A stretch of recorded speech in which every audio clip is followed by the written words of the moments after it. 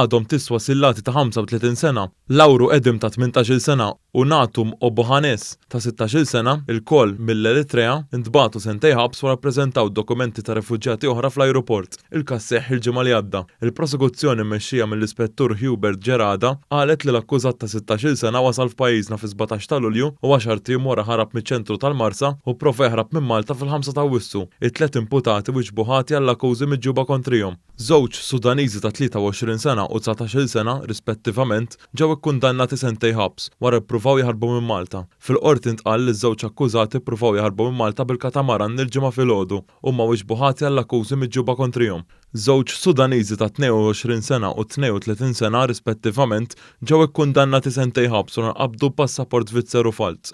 Il-prosekuzzjoni mmexxija mill-Ispettur Derin Buħaġar qalet li l-imputati xtraw dawn il-passaporti folozz mill-Ħamrun u nqabdu mill-Pulizija fix-xatt tal-Belt il-ħamis filgħaxija u ma wiġbu ħati għall-akkużi miġġuba kontrihom.